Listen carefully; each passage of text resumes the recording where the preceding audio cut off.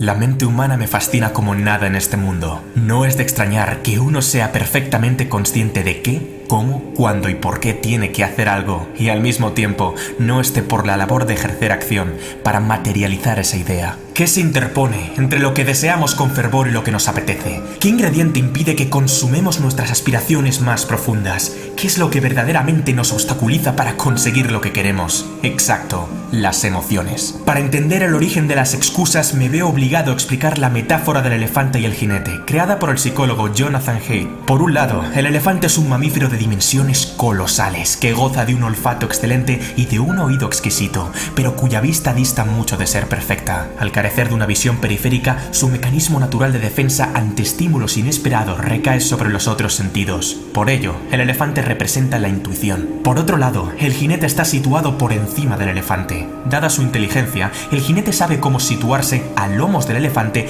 para dirigirlo, pues sujeta las riendas y piensa que lleva la voz cantante. Craso error. Por ello, el jinete representa la razón. Cuando el elefante y el jinete miran para el mismo lado, caminan en direcciones iguales y buscan objetivos comunes, no habrá conflicto alguno. El problema surge cuando las necesidades de ambos son diferentes, de tal modo que cada cual tira para su lado en pos de satisfacer sus propias necesidades. El elefante es grande, fuerte e impulsivo. El jinete, por su parte, es astuto, más pequeño y débil en comparación. Así pues, el control del buen hombre es poco menos que un aciago espejismo, pues no deja de ser precario e incierto en comparación al animal. Si el gigantesco elefante se rebela contra su dueño y quiere tomar otra dirección, es bastante probable que lo consiga. Es la lucha eterna de todos nosotros, la razón contra la emoción, pero aún no hemos llegado a la peor parte. ¿Quieres saber la triste verdad del asunto? Primero sentimos, después razonamos. Y cuando la emoción es tan poderosa que el individuo se ve sobrecargado por un mar de sentimientos aflictivos y sensaciones desgarradoras, recurre a la razón para excusar la decisión que las emociones ya han tomado desde hace un buen rato.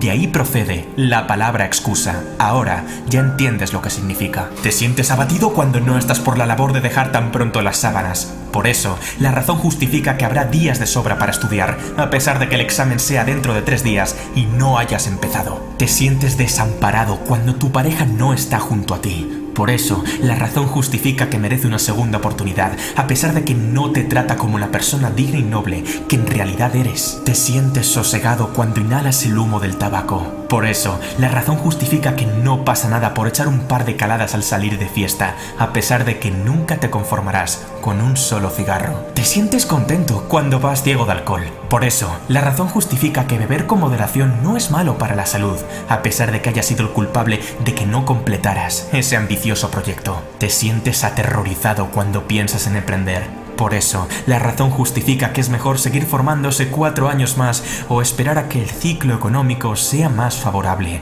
a pesar de que las oportunidades perfectas no existen. No te enfades conmigo, simplemente soy el mensajero. ¿Estabas pensando en bajar a la caja de comentarios para convencerme de por qué tu excusa sí es válida? No te preocupes, yo me la creo, yo te la compro, aunque he de advertirte que dicha autoconvicción jamás te ayudará a tomar acción, sino a reforzar un comportamiento sumiso y derrotista. Nada cambiará. No te culpo, pues no es más que el funcionamiento puro y duro del cerebro. Yo también lo hago, soy humano y me pongo excusas. ¿Pensabas que era un perfecto semidios esculpido por el mismísimo Zeus? La cuestión está en si en la baraja de alegatos y pretextos desvía la trayectoria del elefante ligeramente, o en si la bestia se apodera del sentido y dirección del camino, al tener arriba un jinete amansado y demolido. ¿En qué quedamos, caballero? ¿Va usted a ir de paseo o de rodeo? Saber qué tienes que hacer no importa tanto como pensaste en un principio. Más bien, el juego va a tener las agallas de hacerlo. Lo último abre las compuertas del cambio, la mejora y el aprendizaje mediante un autochantaje que emana del propio sentido de urgencia del Homo sapiens. Y al revés, aunque saber lo que uno tiene que hacer podría ser de gran ayuda en una mente ya de por sí resiliente y decidida, la ciencia y la probabilidad demuestran que las garantías de que el plan cobre vida de forma sostenida brillan por ser escasas. Todos sabemos que el alcohol mata, pero la mayoría nunca le falta su cervecita diaria. Todos sabemos que el dulce mata, pero la mayoría no detiene los atracones de azúcar. Todos sabemos que la velocidad mata, pero la mayoría supera el límite permitido en carretera al sobrepasar un radar. No es el hecho de que uno sea consciente o no de un peligro lo que le aleja de él. No es el hecho de que uno sea consciente o no de una meta lo que le acerca a ella. Es una condición necesaria, pero no suficiente. ¿Cuál es el secreto que te permitirá revertir el proceso de autodestrucción? Lo sabrás a continuación. Existe una explicación psicológica detrás de este fenómeno. Venga, piensa un poquito. ¿Recuerdas lo que te he dicho al principio del vídeo? ¿Qué es lo que verdaderamente nos obstaculiza para conseguir lo que queremos? Exacto. Las emociones. Todavía no. Escucha el siguiente ejemplo. Imagina que vas caminando tranquilamente por la montaña y tu cuerpo empieza a sentir escalofríos al percatarse de que hay algo que parece ser una serpiente. Unos instantes después de sentir tal miedo e inseguridad, la cognición dice, es un palo, lo que ocasiona un cambio repentino y automático en la sensación. El jinete ha corregido el movimiento visceral y preconsciente del elefante, pues ha recurrido al pensamiento para alterar la sensación primigenia de sobresalto y dar una respuesta distinta a la inicial. Esto es, al pensar que es un palo, el razonamiento crea curiosidad y tranquilidad, dando lugar a que el miedo desaparezca por completo. ¿Cómo reacciona el ser humano ante un estímulo externo? El cerebro activa en los 200 primeros milisegundos tanto el cerebro reptiliano como el sistema límbico, mediante una serie de neurotransmisores que dan lugar a la composición global de nuestra forma de procesar. El cerebro de reptil sabe muy bien cómo activar el instinto de supervivencia, pero todavía no se ha enterado de que ya no vivimos rodeados de tiburones monstruo, leones cavernarios y tigres dientes de sable. El sistema límbico provoca la emoción que sentimos, pero está muy lejos de tomar las mejores decisiones en lo que a relaciones humanas contemporáneas respecta. ¿Y qué sucede entonces? Se han examinado dos tipos de cerebro cuya reacción es totalmente diferente. Sin embargo, ambas reacciones pueden tomar partida en una misma persona al tener que afrontar diferentes compromisos o simplemente al abordar múltiples desafíos que le permitan crecer y madurar como persona. Por un lado, el cerebro tipo 1 consigue activar a los 800 milisegundos una tercera área denominada neocórtex, responsable del pensamiento avanzado, la razón, el habla, la planificación, etc. La corteza prefrontal es capaz de iniciar la cognición para modificar el pensamiento acerca del estímulo externo. Si lo que estoy viendo fuera una serpiente, se movería y emitiría un sonido diferente. Pero cuidado, no es dicho razonamiento lo que fulmina la emoción anterior, sino lo que crea otra emoción distinta que se adapta mejor a la coyuntura. Antes estaba asustado y ahora estoy relajado o curioso. Por otro lado, el cerebro tipo 2 ha de aguantar un auténtico tsunami emocional, de tal manera que el sujeto es completamente incapaz de activar la cognición y resolver el problema, tal y como hizo el cerebro tipo 1. Este fenómeno es básicamente lo que explica el fracaso escolar, el exceso de velocidad o la obesidad mórbida. Por último, cuando los impulsos intuitivos deciden cómo actuar, el neocórtex interviene posteriormente para justificar por qué dicha decisión es la correcta. El sistema límbico ha ganado la partida. ¿Significa esto que dichas personas no tienen ninguna posibilidad para gestionar las emociones conflictivas? En absoluto. Pero encender un sistema cortical inactivo y sedentario requiere una buena estrategia. Deberán reunir un esfuerzo sublime para actuar y romper el patrón preestablecido, a pesar de que la intensidad emocional se incremente cada vez más. ¿Tienes miedo de saltar de un trampolín a 10 metros de altura? No pienses, salta. ¿Tienes estrés porque el temario del examen es demasiado largo? No pienses, estudia. ¿Tienes tristeza cuando tu quinto proyecto ha fracasado? No pienses, continúa. Poco a poco, el jinete tomará el mando y acaparará más poder. Por el contrario, si no se controla adecuadamente a un cerebro tipo 2, las consecuencias pueden ser fatales. Guiarse por las emociones es un paseo aleatorio. Tan pronto como se acierte en una decisión, se tomará otra cuya implicación es de proporciones hecatómbicas. Sigue tu corazón es, literalmente, la filosofía del drogadicto. Es aquí donde nacen las excusas. ¿Recuerdas? El elefante gana la partida al jinete, comienza a andar sin su consentimiento y, al verse incapaz de frenar al animal, elabora un pretexto que argumente por qué éste ha salido disparado en una dirección específica en contra de su verdadero interés.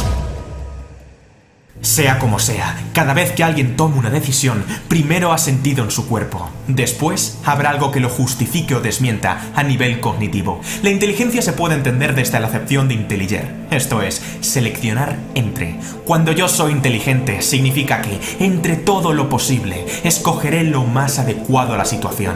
La inteligencia emocional implica que el individuo elija la emoción más apropiada para el estímulo externo, entre todas las que se encuentren a su disposición. La emoción decide y la razón justifica. Dicho de otro modo, todas las decisiones son emotivas y después la razón explica la emoción que se experimenta en un principio o la transforma en otra que consigue desbancarla, pero es lo que uno siente lo que determinará el rumbo de la trayectoria. Si estás en cólera, el mundo se ve distinto a si estás en templanza. Si estás en miedo, el mundo se ve distinto a si estás en seguridad. Si estás en letargo, el mundo se ve distinto a si estás en júbilo. El pensamiento es un buen evaluador, pero no un buen gestor. La gestión tiene que producirse de emoción a emoción. El trabajo de saber lo que hay que hacer corresponde a la corteza prefrontal, pero ser capaz de hacerlo tiene que ver con la inteligencia emocional. Es decir, si el sistema operativo que se utiliza es el cerebro tipo 1 o el cerebro tipo 2. ¿Comprendes ahora por qué tanta gente se refugia en las excusas? ¿Entiendes ahora por qué saber lo que hay que hacer no basta? No todo el mundo ha aprendido a seleccionar sabiamente. No todo el mundo sabe gestionar sus emociones y no es raro. Nadie nos ha enseñado a hacerlo. El factor que aniquila la existencia de miles de individuos es precisamente la kriptonita de su cambio. El problema es que una gran parte de las personas, al no entender las emociones más conflictivas, se asustan y prefieren fundamentar el dominio que éstas ejercen sobre su voluntad mediante justificaciones elaboradas por la razón. Es que no tengo tiempo para ir al gimnasio, dijo Juan mientras buscaba olvidarse de su tristeza, consumiendo porquería televisiva. Es que mi jefe tiene que subirme el sueldo, dijo Laura tras calmar su ansiedad, comprándose 3 pares de zapatos carísimos. Es que las editoriales no me publicarían el libro, dijo Esteban para justificar el miedo a lo que el lector pueda pensar de él. Es que, mira, te digo una cosa, quizás a ti te puedas engañar, pero a mí, bueno, qué narices, sí, podrías embaucarme, ¿y luego qué?